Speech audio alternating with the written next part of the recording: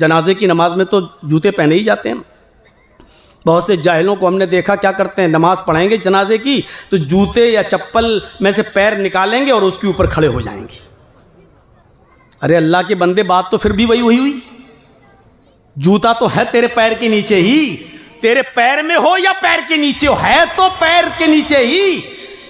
बहुत से जाहिलों को हमने देखा जूते उतार लेंगे या चप्पल से पैर निकालेंगे, उसी के ऊपर खड़े हो जाएंगे, फिर पढ़ेंगे जनाजे की नमाज। चप्पल पे खड़ा है, जूते पे खड़ा है। मेरे भाइयों, जूते पहनकर नमाज पढ़ना जायज। अल्लाह के नबी नमाज पढ़ा रहे हैं और सहाबा के पीछे नमाज पढ़ रहे हैं। पहली रकात है, अचानक नमाज ही की हालत में अल्लाह के रसूल ने अपने दोनों जूते उतारे और उसको आपने बाएं तरफ लेफ्ट साइड में आपने उसको रख दिया। नमाज कौन पढ़ा रहा है? नबी अकरम। हदीस अबू दाऊद की किताबुस सलात उठाकर देखिए, दोनों जूते उतारे और उतारने के बाद लेफ्ट साइड में रख दिया। सहाबा जो नबी के पीछे नमाज पढ़ रहे थे, उन्होंने देखा हमारे नबी ने जूते उतार दिए, उन्होंने भी दोनों जूते उतारे और अपने अपने लेफ्ट साइड में सब ने रख दिए। जब अल्लाह के नबी ने सलाम फेरा, अस्सलामु अलैकुम वरहमतुल्लाह, अस्सलामु अलैकुम वरहमतुल्लाह, और जब मुक्तदियों की तरफ आपने नमाजियों की तरफ चेहरा किया तो क्या देखते हैं? सबके बाएं तरफ लेफ्ट साइड में जूते रखे हुए। आपने देखकर कहा, ये क्या है, ये जूते कैसे? हदीस के अल्फाज सुनिए, शब्द क्या है हदीस के, वर्ड्स क्या है हदीस के। मा हमालकुम अला इल्काइ निआलिकुम, आए मेरे साथियों, तुम्हें जूते उतारने के लिए किसने कहा था? तुमने जूते क्यों उतारे? तुमने जूते क्यों उतारे? तुम तो जूते पहनकर नमाज पढ़ रहे थे, तुमने जूते क्यों उतारे? सहाबा का कितना सीधा साधा जवाब। सहाबा ने कहा, अय अल्लाह के रसूल, राईनाक, हमने तो आपको देखा जूते उतारते हुए, आपने उतारे तो हमने भी उतार दिए। जो इमाम करता है वही मुक्तदी को करना चाहिए। आप नमाज जूते पहन के पढ़ा रहे थे, आपने उतारे तो हमने भी उतार दिए। हम नहीं जानते हमने सही किया कि गलत, हम सिर्फ इतना जानते हैं जो आपने किया वो हमने किया। अल्लाह के नबी अब फरमाते हैं कि मेरे साथियों, मैं नमाज पढ़ाने के लिए जब खड़ा हुआ और तकबीर तहरीमा कह दिया, अल्लाहु अकबर कहकर मैंने नमाज पढ़ाना शुरू कर दिया, तब जिब्रील मेरे पास आए और जिब्रील ने मुझे बताया, आए मोहम्मद सल्लल्लाहु अलैहि वसल्लम, आपके जूतों में गंदगी लगी हुई है। कज़रन और अज़न दोनों लफ्ज़ आए हदीस में, या तो तकलीफ देने वाली कोई चीज़ है या गंदगी आपके जूतों में लगी हुई है। जब मैंने सुना जिब्रील ने बताया कि गंदगी मेरे जूतों में लगी है, तो फिर मैंने उन जूतों को उतार कर अपने बाएं साइड में रख दिया, इसलिए कि अगर जूते में गंदगी लगी होगी तो फिर नमाज नहीं होगी, इसलिए मैंने अपने दोनों जूते उतार दिए। अरे मेरे साथियों, तुम्हारे लिए मेरा हुक्म यह है कि तुम जब भी नमाज पढ़ने के लिए आया करो, नमाज शुरू करने से पहले अपने दोनों जूतों को देख लिया करो। अगर उस जूतों में गंदगी लगी हो, नापाकी लगी हो, फलयमसहुमा, तो उन दोनों जूतों को तुम जमीन पर रगड़ लिया करो, पाक मिट्टी के ऊपर रगड़ लिया करो। जमीन की पाक मिट्टी तुम्हारे जूते की गंदगी को साफ कर देगी, और जमीन पर जब तुम जूते को रगड़ लोगे तो वो जूते पाक हो जाएंगे, फिर उन्हीं जूतों में तुम नमाज पढ़ सकते हो। सहाबा कितनी बात मानते थे। अल्लाह के नबी ने जूते उतारे तो उन्होंने भी उतार दी। ये है दीन। एक सहाबी सोने की अंगूठी पहने हुए हैं, एक सहाबी सोने की अंगूठी पहने हुए हैं।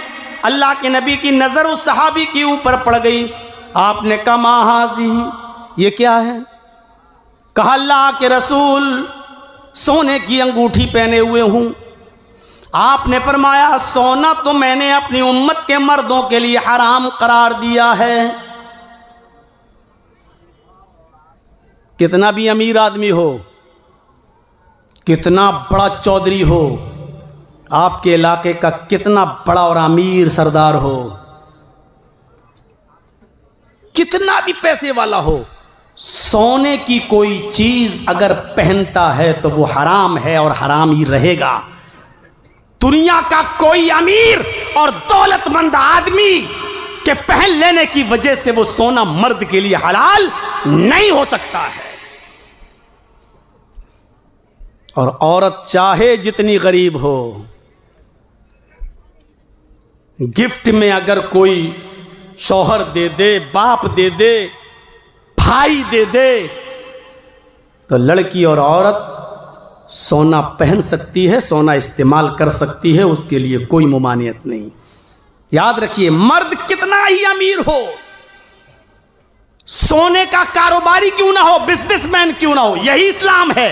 जो हराम कर दिया वो हराम रहेगा। किसी बड़ा और दौलतमंद हो जाने की वजह से कोई, मेरे भाइयों, हराम चीज को हलाल नहीं कर सकता है।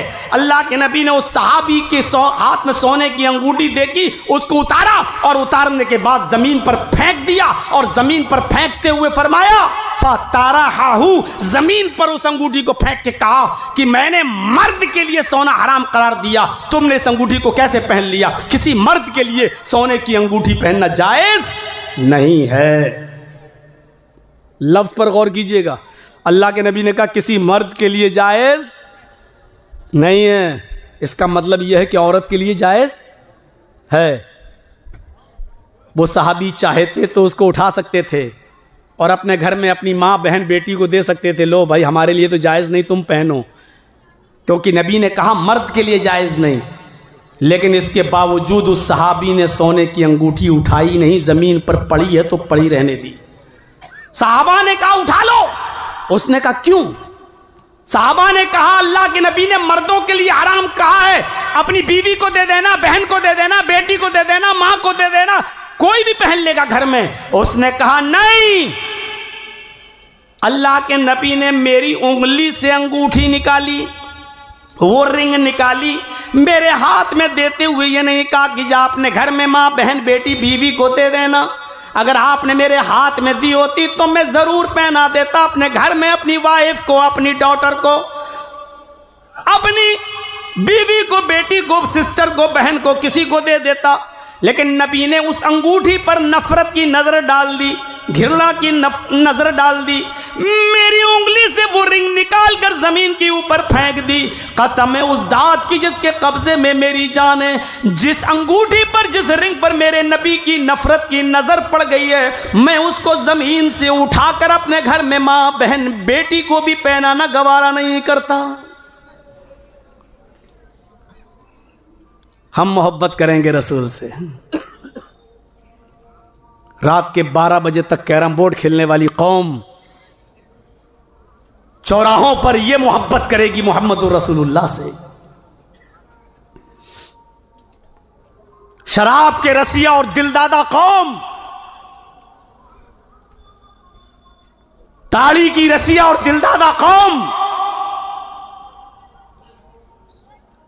सूद को हलाल कमाई की तरह कमाने वाले और जुआ, दड़ा और सट्टा लगाने वाली कौम ये दावा करेगी मोहब्बत रसूल का।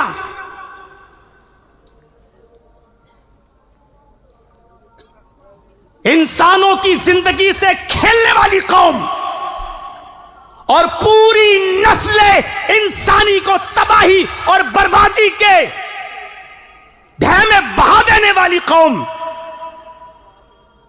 चर्स और गांजा और अफीम और स्मैक, हीरोइन पाउडर की शक्ल में बनाकर इंसानों की जिंदगी से खिलवाड़ करने वाली कौम ये रसूल से मोहब्बत का दावा करेगी। मेरे भाइयों, हाशा व कल्ला, हो नहीं सकता ये दो चीजें एक साथ हो जाएं। अब जो उठ के जाएगा मैं समझूंगा वही इसमें किया है, मैं समझूंगा वही हीरोइन का धंधा करता है। हाँ, किसी को पेशाब पेशाब लगा हो तो जा सकता है। मेरे भाइयों सुनिए, मोहब्बत के ये अंदाज थे, हम कहां हैं? हजरत मुआज इब्ने जबल रजी अल्लाह ताला अन्हु कहते हैं कि अल्लाह के नबी जनाब मोहम्मद रसूलुल्लाह सल्लल्लाहु अलैहि वसल्लम ने मुझे 10 बातों की वसीयत की। मुस्नद अहमद की रिवायत है, मुझे 10 बातों की वसीयत फरमाई। 10 बातें मैं नहीं बता पाऊंगा आज, मैं सिर्फ 5 चीजें बतला रहा हूं। नाम तो 10 का बता दूंगा, लेकिन समझाऊंगा सिर्फ 5 चीजें। मुआज़ इब्न जबल कहते हैं कि अल्लाह के नबी सल्लल्लाहु अलैहि वसल्लम ने मुझे 10 चीजों की वसीयत की। क्या ये 10 चीजें हमारे अंदर पाई जा रही हैं? सुनिए, देखिए। पहली चीज फरमाया, पहली चीज, ला तुशरिक बिल्लाहि शैअन इन कुतिलता व हुर्रिकता। आए मुआज़, अपनी पूरी जिंदगी में कभी शिर्क मत करना, अल्लाह के साथ किसी को शरीक मत ठहराना, शिर्क मत करना, यानी अल्लाह की जातो सिफात में किसी दूसरे को शरीक मत करना। ये अल्लाह की सिफत है कि वो बेटा दे या बेटी दे, या बेटे ही बेटे दे या बेटियां ही बेटियां दे, या चाहे तो कुछ न दे, ये उसकी सिफत है। किसी और के अंदर ये मत मानना। उसके अलावा किसी और को सजदा मत करना, उसके अलावा किसी से हाजत रवाई और मुश्किल कुशाई का सवाल मत करना।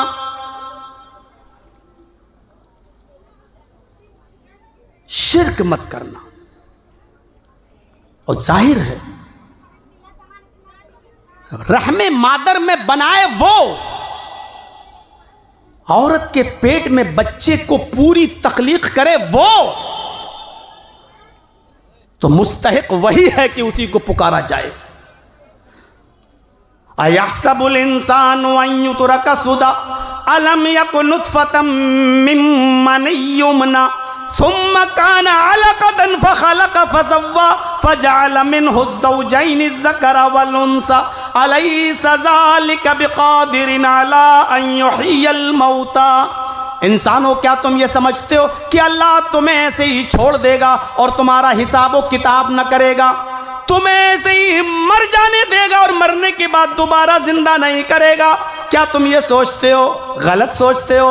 अलम यकुन नुतफतम मिन मनिय्यिन युमना, क्या इंसान तू शुरू में एक हकीर पानी की बूंद न था, एक हकीर पानी का कतरा न था, जो पानी तेरी माँ के पेट तक पहुँचाया गया, उसके रहम तक, उसकी बच्चेदानी तक वो पानी पहुँचाया गया। फिर उसी पानी की एक बूंद से अल्लाह ने जीता जागता इंसान बनाया। फखलक फसव्वा, बना सवा कर दुरुस्त कर दिया। उसी पानी के कतरे से तेरी आंखें बनाई, तेरी नाक बनाई, तेरा कान बनाया, तेरे होंठ बनाए, तेरे हाथ बनाए, तेरे पैर बनाए, तेरे हाथों में और पैरों में उंगलियों के जोड़ बनाए, तेरे हाथों को और पैरों को मोड़ने की सलाहियत दी है, तेरे बाल उगाए, तुझे नाखून दिए खुजाने के लिए, चलने के लिए पैर दिए। ये सारे काम अल्लाह ने रहमे मादर में किए, औरत के पेट के अंदर किए। ओ तेरी माँ खाना खा रही थी और अल्लाह तेरी माँ के पेट के अंदर तेरा सर बना रहा था। तेरी माँ चल रही थी और अल्लाह तेरी माँ के पेट के अंदर तेरी आंखें बना रहा था। तेरी माँ सो रही थी और अल्लाह तेरी माँ के पेट के अंदर तेरा दिल बना रहा था। अल्लाह ने उसी पानी के कतरे से इतना नरम भेजा बनाया कि 2 उंगलियों के बीच में रख के मसलना चाहो तो मसल दो, और उसी पानी के कतरे से अल्लाह ने इतनी मजबूत खोपड़ी बनाई कि हथौड़ा मारो तब जाकर टूटे, इतनी मजबूत हड्डी भी बनाई। फजअल मिन्हु ज़ौजैनि अज़्ज़करा वल उन्सा, उसने रहमे मादर के अंदर नर भी बना दिया, मादा भी बना दिया, लड़का और लड़की भी बना दिया। वो ही इस बात पर कादिर है। ओ मेरे बंदो, जब मैं ये सारे काम माँ के पेट के अंदर कर सकता हूँ, अलैसा ज़ालिका बिक़ादिरिन अला युह्यियल मौता, तो क्या वो अल्लाह इस बात पर कादिर नहीं है कि तेरे मरने के बाद कब्र से तुझे दोबारा जिंदा कर दे, तुझे दोबारा उठा दे, तुझे दोबारा कब्र से जिंदा करके लोगों के सामने पेश कर दे? पहली बार जब मैं कर सकता हूं तो दोबारा नहीं कर सकता? कोई काम, ये माइक वाला जिसने माइक बनाया, जब पहली बार बना लिया, इसको मैं तोड़ के फेंक दूं तो दोबारा बना लेगा कि नहीं बना लेगा? जब पहली बार बना सकता है, जो मुश्किल काम है, जब पहली बार बना लिया तो दोबारा तो बहुत आसान है। जब अल्लाह इंसानी शक्ल में हमें, जबकि हमारा वजूद भी नहीं था, जब वो वजूद में ला सकता है, तो जब वजूद आ चुका है तो इस वजूद को दफनाने के बाद क्या दोबारा वो जिंदा नहीं कर सकता? वो हमें क्या दोबारा हमें इस मिट्टी से उठा नहीं सकता? अलैहि ज़ालिका बिक़ादिरिन अला युहियल मौता, क्या वो इंसानों को दोबारा जिंदा नहीं कर सकता? मेरे प्यारे साथियों, सब कुछ अल्लाह करता है। इंसान के जिस्म में जो नसें और रगें और जोड़ हैं, अगर उनको लाइन से मेडिकल साइंस पढ़िए और डॉक्टरों से पूछिए, मेरे भाइयों, इनको अगर लाइन से लगा दिया जाए, एक जोड़ को दूसरे जोड़ के साथ, एक नस को दूसरी नस के साथ, एक रग को दूसरी रग के साथ, तो एक इंसान 980 मील पहुंच जाएगा। 980 मील तक इंसान का जिस्म पहुंच जाएगा। 980 मील फैले हुए इस जिस्म को समेटकर एक बालिश से भी छोटी बच्चेदानी के अंदर उस अल्लाह ने कैद कर दिया। ऑक्सीजन उसने पहुंचाया, हवा उसने पहुंचाई, खाना पेट के अंदर उसने पहुंचाया, तमाम जिंदगी के सामान उसने मां के पेट के अंदर किए।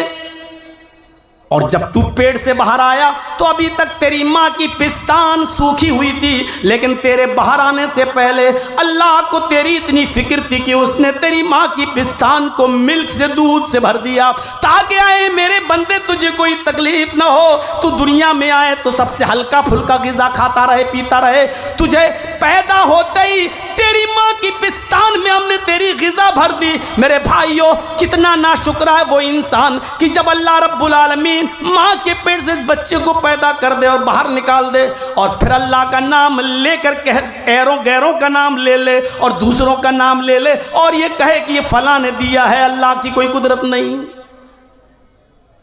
नाशुक्री है ये। आए माज शिर्क मत करना।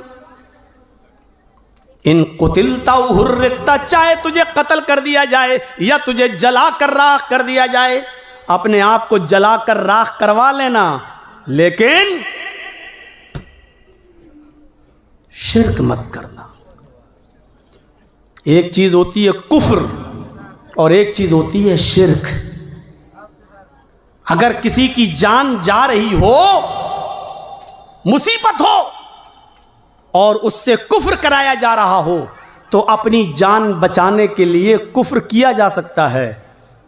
लेकिन अगर किसी की जान जा रही है और उससे शिर्क कराया जा रहा हो बचने के लिए, तो जान बचाने के लिए शिर्क नहीं किया जा सकता है। दोनों के अंतर को समझिएगा।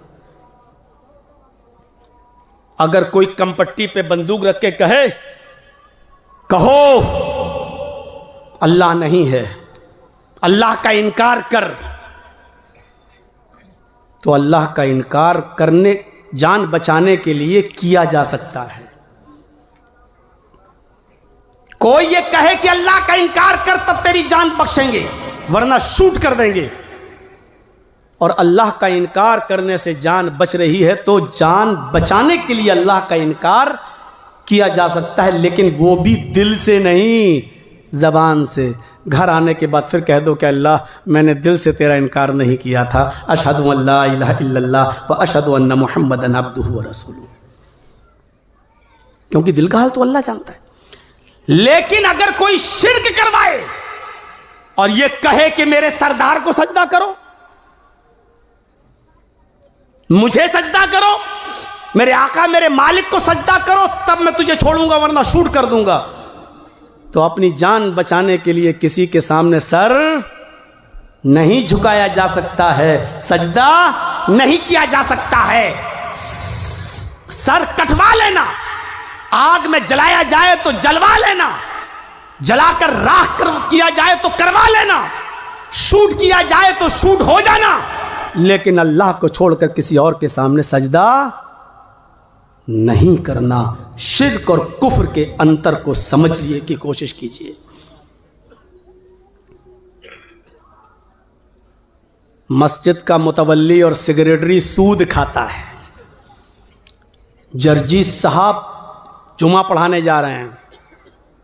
किसी ने बता दिया कि जर्जीस साहब आप इस मस्जिद में इमामत करते हो? जी। 5 वक्त की नमाज़ पढ़ाते हो? जी। सूद के बारे में बोलो। जर्जीस साहब कहते हैं सूद के बारे में नहीं बोलेंगे। क्यों? अगर सूद के बारे में बोलेंगे तो मुतवल्ली सेक्रेटरी हमें निकाल देगा मस्जिद से, क्योंकि वो सूद खाता है। ये भी शिर्क है। क्यों? क्योंकि तुमने सेक्रेटरी को रज़्ज़ाक समझ लिया है, रोजी देने वाला। तुमने अल्लाह को रोजी देने वाला नहीं समझा, जबकि तुझे सूद के बारे में बोलना चाहिए था। सेक्रेटरी निकालता अल्लाह एक दरवाजा बंद करता, 100 दरवाजे खोलता है अपने बंदे के लिए। तू क्यों मुतवल्ली और सेक्रेटरी से डर रहा है? मुझ में एक ऐब बड़ा है कि वफादार हूं मैं। बोलते वक्त मुझे होश नहीं रहता कि मैं क्या बोल रहा हूं और किसके ऊपर जा रही है ये बात। बाद में जब मैं अपनी तकरीर सुनता हूं तब सोचता हूं कि ये नहीं बोलना चाहिए था। मेरे भाइयों, शिर्क और कुफ्र को समझने की कोशिश करो। पहली चीज क्या बताई? इन ला तुश्रिक बिल्लाहि शैयन इन कुतिलता हुर्रिकता। शिर्क मत करना, चाहे तुम्हें कत्ल कर दिया जाए या जलाकर राख कर दिया जाए। यह है पहली चीज। इस्लाम समझो क्या है। दूसरी चीज, बिजली गिरेगी नौजवानों के ऊपर। वला तौकन्न वालिदैक वइन अमराक अन तखरुज मिन अहलिका व मालिक। हो सकता है इसका तर्जुमा करूं तो हमारी मां बहनों को भी थोड़ा बुरा लग जाए, लेकिन शरीयत को बोल रहा हूं, सुनिएगा। बुरा लगे तो मेरे बाप का क्या जा रहा। अपने माँ बाप की कभी नाफरमानी मत करना। वालिदैन में दोनों हैं, माँ और बाप दोनों। वला तउकन्न वालिदैक, अपने वालिदैन की, माँ और बाप की कभी भी नाफरमानी मत करना। वइन अमराका, ये जुमला, ये वर्ड, वइन अमराका अन तखरुज मिन अहलिका व मालिक, अगरचे वो तुझे हुक्म दें कि तू अपना माल छोड़ और मेरे घर से निकल जा, अपने अहल वयाल बीवी बच्चों को भी छोड़ दे, तो तुझे इस बात पर भी अपने माँ और बाप का हुक्म मानना पड़ेगा। वइन अमराका अन तखरुज मिन अहलिका व मालिक, अपने माँ बाप की कभी नाफरमानी मत करना। अगर वो तुम्हें हुक्म दें अपने अहल वयाल को छोड़ दो, अपनी बीवी बच्चों को छोड़ दो, और वो तुम्हें हुक्म दें कि अपना माल यहीं पर छोड़ दो और भागो मेरे घर से निकलो, तो तुम्हें घर बार छोड़ना पड़ेगा, अपने बीवी बच्चे छोड़ना पड़ेंगे। माँ बहनें कह रही होंगी लो मर गए, हम तो घर से अलग करवाते हैं। ये मौलवी तो सबको टाइट कर देगा। माँ बाप का बहुत बड़ा दर्जा है। पहली बात तो यह है कि कोई बेटा अपने बाप को ज़कात दे ही नहीं सकता, चाहे कितना बाप गरीब हो। मसला याद रखिएगा। आप अपना कमाते हैं, बाप ने अलग कर दिया है, सब कुछ ठीक है, बाप के पास खाने पीने को कुछ नहीं है, अब आप चाहते हो कि पैसे वाले अपने बाप को ज़कात दे दें। कोई बेटा अपने बाप को ज़कात नहीं दे सकता। बाप तो दे सकता है अपने बेटे को ज़कात, लेकिन बेटा अपने बाप को ज़कात नहीं दे सकता, क्योंकि बेटे ने जो कुछ भी कमाया है वो बाप का है। अल्लाह के रसूल सल्लल्लाहु अलैहि वसल्लम ने कहा तू और तेरा माल ये तेरे बाप का है, यानी तू खुद अपने बाप का है तो तेरा कमाया हुआ सब कुछ तेरे बाप का है। मौलाना साहब आगे बढ़ जाओ, ज्यादा मत बोलो, सुन लीजिए। हजरत इब्राहीम अलैहिस्सलातु वस्सलाम का वाक़या सुने हो ना। इस्माईल अलैहिस्सलाम से मिलने गए, मुल्क शाम वो रहते थे। जब मिलने गए तो उन्होंने वहां शादी कर रखी थी। दरवाजे को दस्तक दी, इस्माईल अलैहिस्सलातु वस्सलाम घर में नहीं थे। उनकी बीवी ने दरवाजा खोला, सामने बूढ़ा आदमी देखा, वो पहचान नहीं पाई ये कौन है, वो नहीं जानती थी। पूछा कि बेटी तुम कौन हो? कहा कि मैं इस्माईल की बीवी हूँ। कहा कि इस्माईल कहाँ है? कहा वो जंगल में शिकार खेलने गए, घर में खाने पीने को कुछ नहीं था तो शिकार करने गए। अच्छा, गुजर बसर तुम्हारी कैसी चल रही है, घर में क्या माहौल है? कहती बहुत बुरा माहौल है बाबा, बहुत बुरी कंडीशन है घर की। सुबह खा लो तो शाम को भूखा सोना पड़ता है, और शाम को खा लो तो सुबह कुछ नहीं मिलता है। एक पैसा कमाते नहीं, घर में इनकम है नहीं, शिकार के गोश्त पर कब तक चलता रहेगा मामला। घर की हालत बहुत बुरी है। बस इतना कहा था बीवी ने। इब्राहीम अलैहिस्सलाम ने फरमाया, बेटी जब तुम्हारे हस्बैंड घर पे आ जाएं तो उनसे ये कह देना कि एक बूढ़ा आदमी आया था, उसने आपको सलाम कहा है, और जाते जाते उसने ये कहा कि तुम्हारे घर की चौखट खराब है, तुम्हारे घर की चौखट खराब है, अपने घर की चौखट को बदल दो।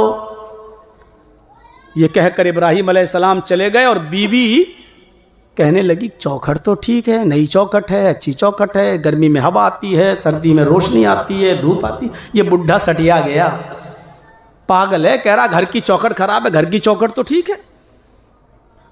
समझ नहीं पाई। जब इस्माईल अलैहिस्सलाम शिकार करके वापस आए, कहा बीवी खैरियत? कहा अल्हम्दुलिल्लाह।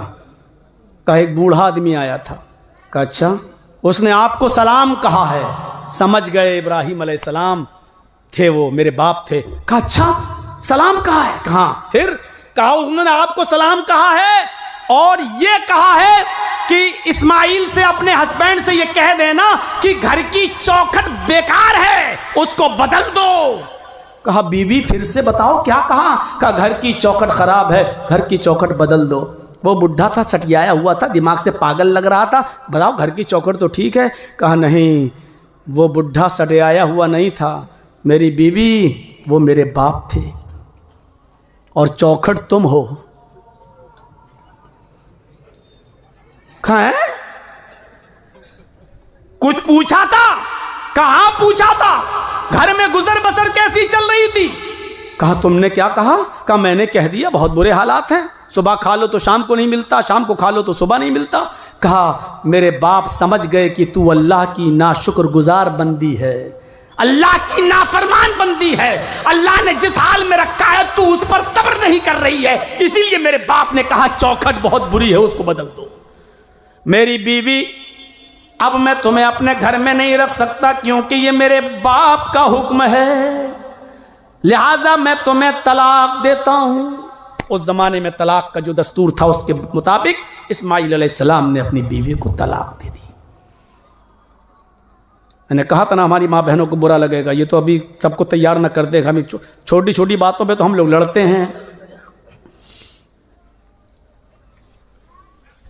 मंजर याद रखिएगा, अब इस्माईल अलैहिस्सलाम जब तलाक दे चुके, अलग कर दिया, वहां दूसरी शादी कर ली। फिर 1-2 साल के बाद इब्राहीम अलैहिस्सलाम फिर मिलने गए, फिर दरवाजे को दस्तक दी, फिर दूसरी बीवी निकली। कहा तुम कौन? कहा मैं इस्माईल की बीवी हूं। कहा अच्छा, वो कहाँ है? शिकार करने गए। ओह, घर में गुजर बसर बेटा कैसी चल रही है? कहा अल्हम्दुलिल्लाह, अल्लाह का शुक्र है, अल्लाह ने जिस हाल में रखा है हर हाल में अल्लाह का शुक्र है। कहा बेटी मैं जा रहा हूं, तुम्हारे हस्बैंड घर में आ जाएं तो कहना एक बूढ़ा आदमी आया था, उसने आपको सलाम कहा है और कहा तुम्हारे घर की चौखट बिल्कुल ठीक है, उसको बरकरार रखना, उसको कायम रखना।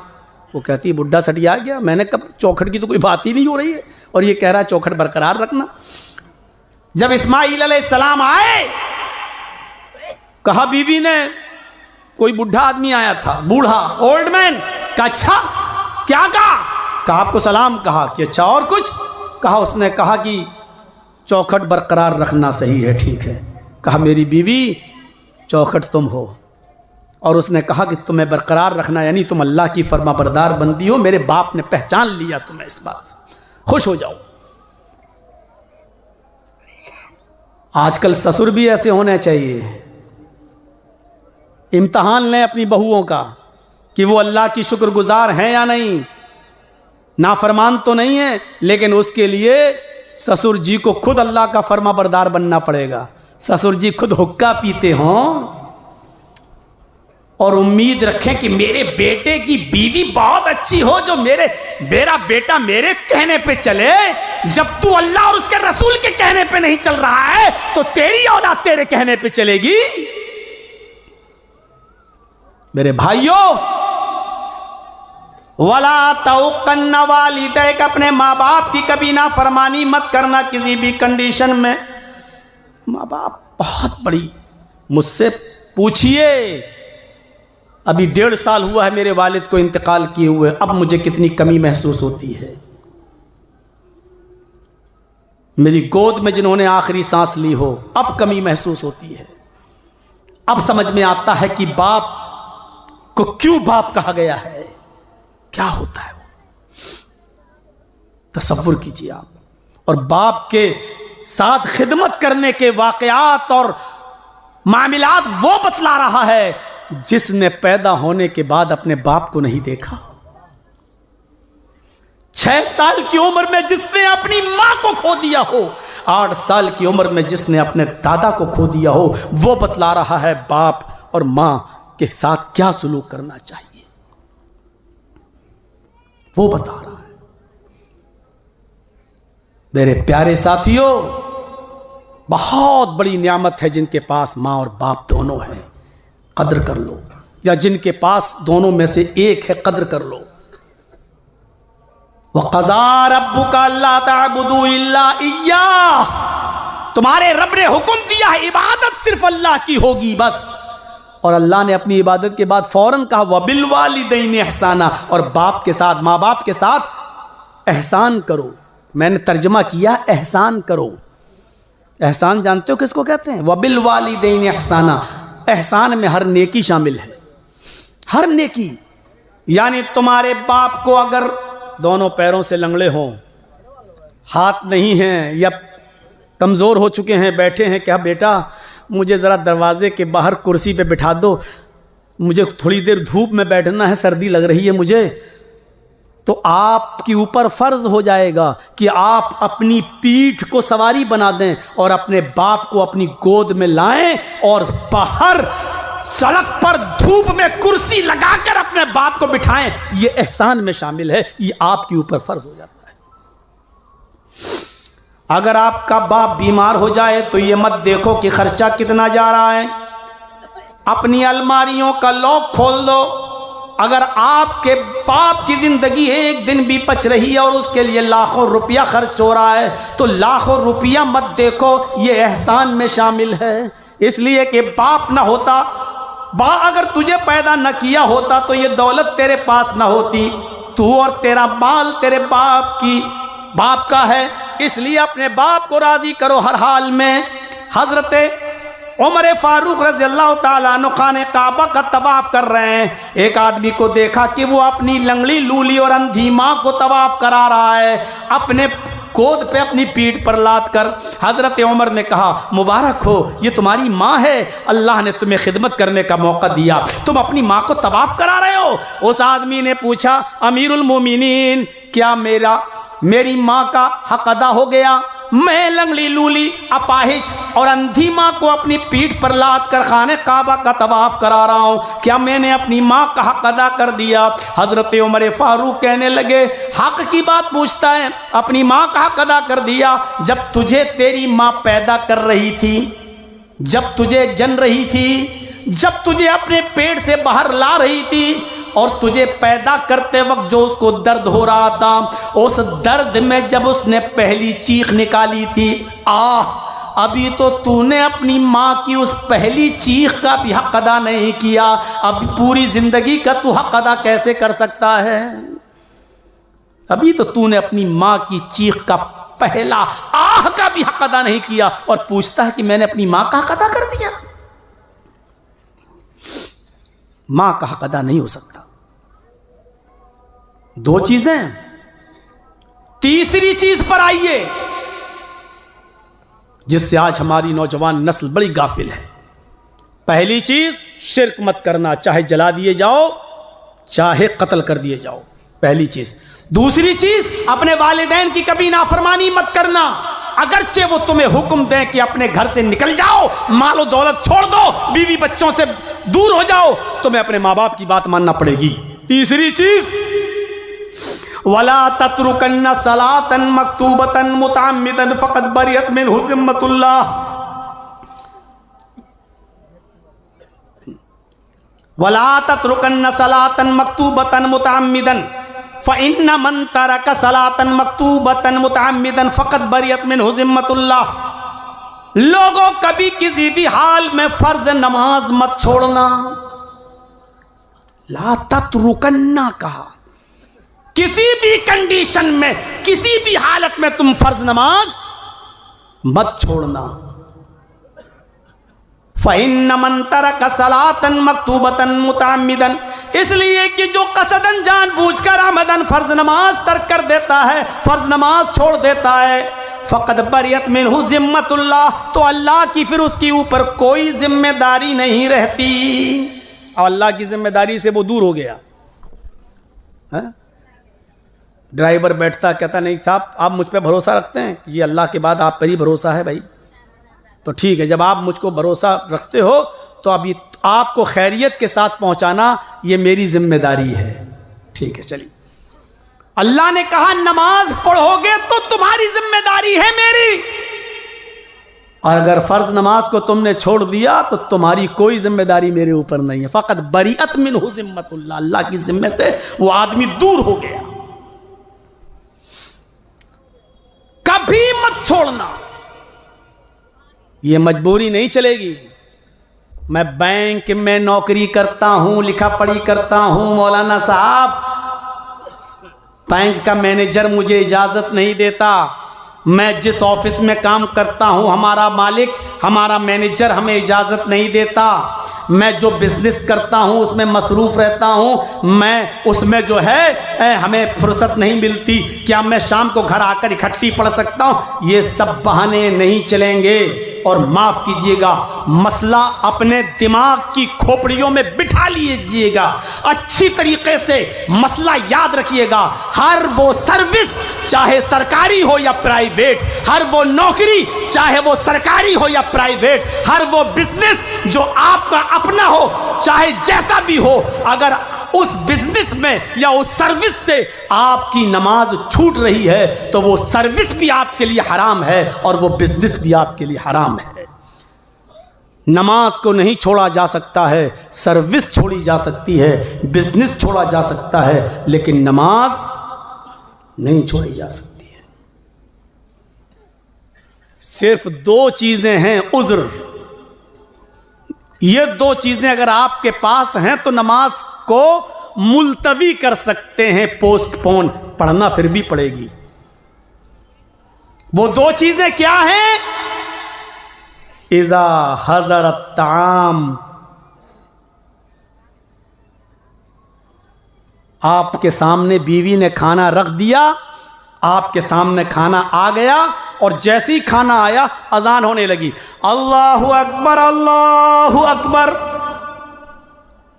तो अब खाना खा लो, क्योंकि अब छोड़ के जाओगे तो नमाज में खाने की तरफ दिमाग लगा रहेगा तुम्हारा।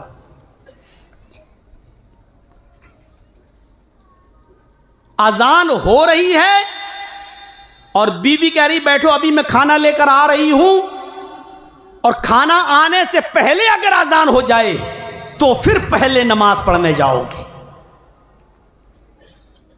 हाज़रा का लफ्ज है, अगर हाजिर हो जाए खाना और खाना आ जाने के बाद अगर अजान हो रही है तो पहले खाना खा लो, उसके बाद आप नमाज पढ़ने जाइए।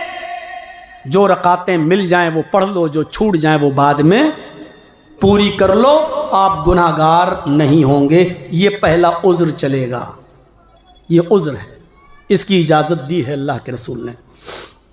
और दूसरा उज़्र, अजान हो रही है और यहां अजान होते ही आपको क़ज़ाए हाजत की जरूरत पेश आ गई, लेटरीन पेशाब की जरूरत पेश आ गई, तो जाहिर बात है कि ये चीज रोकने से रुकती नहीं है।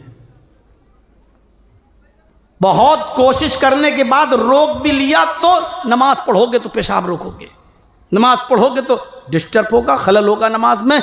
यहां इजाजत दी है शरीयत ने कि अगर अजान हो रही हो या हो जाए और अब तुम्हें क़ज़ाए हाजत की जरूरत है तो पहले लैट्रीन से फारिग हो लो, पहले पेशाब कर लो, उसके बाद वुजू बनाओ, मस्जिद में जाओ, जो रकातें मिल जाएं वो पढ़ लो, जो छूट जाए वो बाद में पूरी कर लो। इन दो उज़्र के अलावा तीसरा कोई उज़्र नहीं है शरीयत के अंदर। आपका बेटा बीमार है, आपका बेटा सख्त बीमार है और अजान हो रही है, इस मौके पर भी आपको नमाज पढ़ना है, लेकिन मस्जिद में नहीं जाना है। जल्दी से अपने घर में वुजू बनाइए और जल्दी से सिर्फ फर्ज रकातें अदा कर लीजिए बस। ला तत्रुकन्न सलातन मक्तूबतन मुतअम्मिदन, फर्ज नमाज कभी मत छोड़ना, किसी भी कंडीशन में मत छोड़ना। आपका बेटा बीमार है, इधर अजान हो रही है, अजान के बाद 15 मिनट के बाद जमात होगी, जमात में भी इमाम साहब अगर लंबी लंबी सूरतें पढ़ देंगे तो और 10 मिनट चले जाएंगे।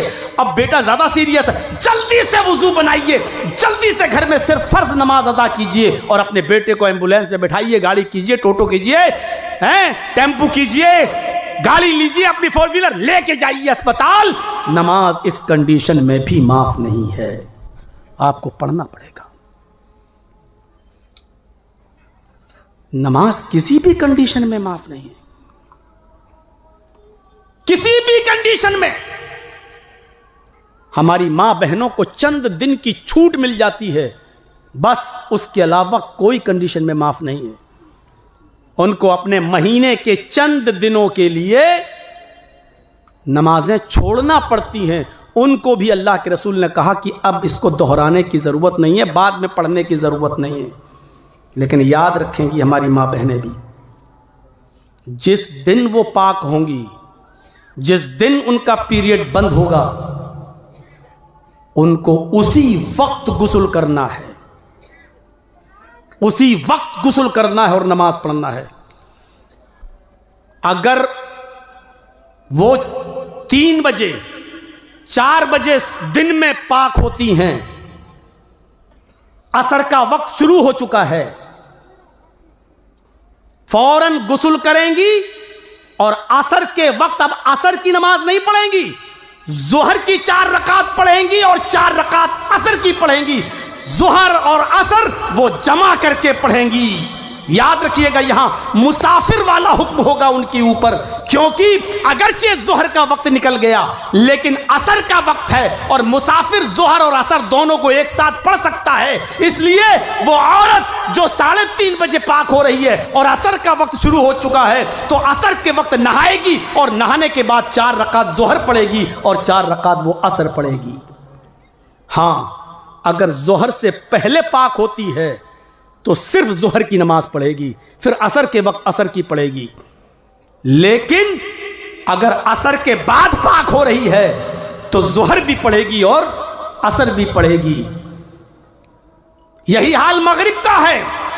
अगर कोई औरत रात में 10 बजे पाक हो रही है तो 10 बजे वो नहाएगी, गुस्ल करेगी, 3 रकात मगरिब पढ़ेगी और 4 रकात इशा पढ़ेगी। 3 मगरिब और 4 इशा, ये रकातें पढ़ने के बाद मगरिब और इशा को जमा करेगी। मेरे भाइयों, हां, अगर मगरिब से पहले पाक हो रही है तो जोहर और असर दोनों पढ़ेगी।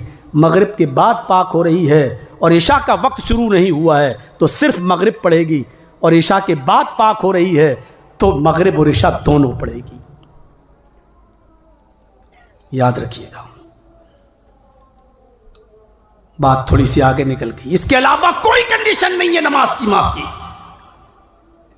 खड़े होकर पढ़ने की ताकत नहीं है तो बैठकर पढ़ो, बैठकर पढ़ने की ताकत नहीं है तो लेटकर पढ़ो, लेटकर पढ़ने की ताकत नहीं है तो करवट से पढ़ो, करवट से पढ़ने की ताकत नहीं है तो आंख के इशारे से पढ़ो, आंख के इशारे से पढ़ने की ताकत नहीं है तो अपना होंठ हिला हिला कर पढ़ो, वुजू नहीं कर सकते हो तो तयम्मुम करके पढ़ो। नलकी लगी हुई है पेशाब की जगह पर, थैली लटकी है, आप बार बार इस्तंजा नहीं कर पा रहे हैं तो जानते हो इस थैली का क्या हुक्म है? पेशाब अगर आप कर रहे हैं और पानी से धो नहीं रहे हैं और वो पेशाब आपका थैली में जा रहा है, तो आप पाकी की हालत में माने जाएंगे और इस कंडीशन में भी आपको नमाज पढ़ना पड़ेगी, नमाज माफ नहीं है।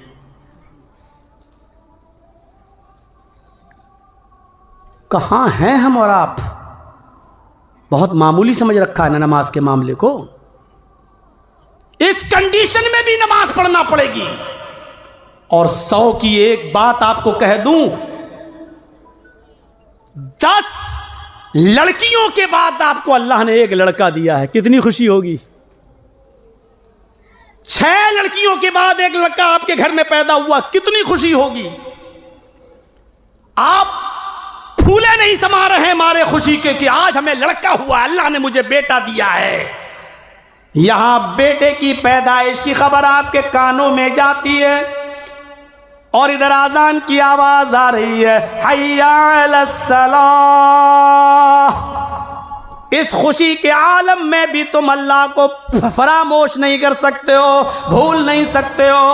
अल्लाह ने तुझे 6 बेटियों के बाद एक बेटा दिया है, अब नमाज का वक्त हो गया है। इस खुशी के आलम में भी तेरे ऊपर नमाज माफ नहीं है, तुझे अभी भी नमाज पढ़ने के लिए जाना पड़ेगा। अच्छा सुनिए, 6 बच्चियों के बाद एक बेटा पैदा हुआ था, 12, 13, 15 साल की उम्र में उसका इंतकाल हो गया। क्या हालत होगी? एक बेटा था वो भी अल्लाह ने ले लिया। क्या पहाड़ टूटेगा बाप के ऊपर? उस बाप के कलेजे से पूछो क्या गुजरेगी उसके ऊपर। यहां जवान बेटे का इंतकाल हो गया, इकलौता बेटा था, 7-8 बेटियों के बाद एक बेटा मिला था और वो भी मर गया, उसका भी इंतकाल हो गया। यहां आप टेंशन में अपने बेटे की जुदाई में रो रहे हैं, आपकी आंखों से आंसू बह रहे हैं और इस वक्त अजान का आवाज आपके कानों में आ रही है, हय्या अलस सलाह। थोड़ी देर के लिए अपना टेंशन दूर करो, अपने बेटे के गम को भुला दो और इस कंडीशन में भी तुम्हें नमाज पढ़ने के लिए जाना है। अरे जवान बेटे के इंतकाल पर भी जब अल्लाह ने नमाज की रुख्सत नहीं दी और माफी नहीं दी, तो हालत खुशी में और हालत बहाली में और अच्छी कंडीशन में नमाज कैसे माफ हो जाएगी? सोचो तो जरा, जवान बेटे की लाश रखी है और अजान हो गई है, जाओ इस वक्त। ये उज्र नहीं माना जाएगा कि बेटे का इंतकाल हो गया था इसलिए चलो छूट गई, बाद में पढ़ना है, अब तुम्हें जाना पड़ेगा। ये उज्र नहीं है। और जब जवान बेटे का मर जाना उज्र नहीं है, तो तेरी बैंक की नौकरी कैसे उज्र हो जाएगी? तेरा सरकारी स्कूल में टीचर होना कैसे उज्र हो जाएगा? ये भी उज्र नहीं माना जाएगा। नमाज अपने वक्त पर पढ़ना है। मेरे प्यारे साथियों, 3 चीजें हो गई और भी 2 चीजें और। वला तशरबन्न खमरन फ़इन्नहु रासु कुल्लि फ़ाहिशतिन। शराब हरगिज मत पीना। ला तशरबन्न खमरन। आप लोग तो हर चीज को खाना बोलते हैं, शराब को भी खाना, दूध को भी खाना, पानी को भी खाना। लेकिन अगर हम खाना बोलेंगे तो यूट्यूब पे सब चलेगा, तो पूरी दुनिया में हंसेंगे लोग, कहेंगे मौलाना साहब शराब को खाना बोल रहे हैं, इसलिए भैया मैं आपकी जबान थोड़ी देर के लिए भूलूंगा मैं। ला तशरबन्न खमरन, हरगिज मत पीना। और क्यों मत पीना? आगे के जुमले, फ़इन्नहु रासु कुल्लि फ़ाहिशतिन। शराब हर गंदी और फहश और बुराई की जड़ है। जिसको अल्लाह के नबी ने बुराई की जड़ कहा हो, वो कभी अच्छी चीज नहीं हो सकती है। तुम्हें अच्छी लग रही है वो अलग बात है, तुम्हें उसका टेस्ट अच्छा लग रहा है वो अलग बात है, लेकिन जिसको हमारे नबी ने तमाम बुराइयों की जड़ कह दिया हो, वो कभी अच्छी चीज हो नहीं सकती। सुनन नसई की वो रिवायत मालूम है आपको? हजरत उस्मान गनी उस हदीस के रावी हैं। बनी इस्राइल में एक औरत थी बदकार, उसका शौहर मर चुका था। वो नौजवानों को तलाश करती थी गलत काम के लिए। उसको खबर मिली कि एक बहुत नेक आदमी, बेचारे दाढ़ी वाले, अल्लाह वाले, 5 वक्त के नमाज, बड़े नेक आदमी, बड़े खूबसूरत कपड़ा बेचते हैं। तो उसने अपनी नौकरानी से कहा कि इस मौलाना को, इस अच्छे आदमी को, इस नेक आदमी को ज़रा मेरे पास लाओ, बड़ा खूबसूरत नौजवान है, बहाना बनाकर मेरे पास लाओ और इसके साथ मैं गलत काम। वो अपनी नौकरानी को पैसा देती थी और किसी तरीके से उस नौजवान लड़के को बुला लिया। अब जब नौजवान लड़का वहां आया, कहा कि मेरी मालिकन आपसे कपड़ा खरीदना चाहती हैं, आप चलिए। जब ये नौजवान लड़का वहां पहुंचा, नेक था, अल्लाह वाला था, बड़ा शरीफ, जब ये वहां पहुंचा, पहुंचने के बाद नौकरानी ने कहा कि आप अंदर चले जाइए, हमारी मालिकन दूसरे तीसरे दरवाजे के अंदर बैठी हुई हैं, जाइए आप उनको कपड़ा दे दीजिए। ये अंदर चले गए, एक दरवाज़ा बंद, दूसरा खोला, अंदर चले गए, दूसरा दरवाज़ा बंद, तीसरा दरवाज़ा खोला, अंदर चले गए, तीसरा दरवाज़ा बंद, चौथे दरवाजे को खोला तो औरत बैठी हुई है। उसने कहा आओ, ये कपड़ा दिखाने लगे, ये इतने रुपए मीटर, ये इतने रुपए मीटर, ये इतने रुपए, कपड़ा दिखाने लगे। और वो कहती, उसको कपड़ा खरीदना ही नहीं था। उसने कहा अरे ये सब रखिए, आप कपड़ा नहीं खरीदना है, आप मुझे खुश कर दीजिए, आपको कितना पैसा चाहिए मैं दे दूंगी, आपको कितनी रकम चाहिए मैं दूंगी, आप मुझे खुश कर दिए। हदीस के अल्फाज, उस औरत ने कहा उदुनु मिन्नी, मेरे करीब आइए, मेरे साथ गलत काम कीजिए, मेरे साथ हम बिस्तरी कीजिए, मेरे साथ जिना कीजिए। इन्होंने उसको अल्लाह के अजाब से डराया। अब जिसकी ऊपर जवानी का भूत सवार हो वो अल्लाह के अजाब से डरेगा? कितना समझाएंगे कि हमारे यहाँ की लड़कियां अल्लाह के अजाब को नहीं जानती हैं, फिर भी भाग भाग के शादियां कर रही हैं।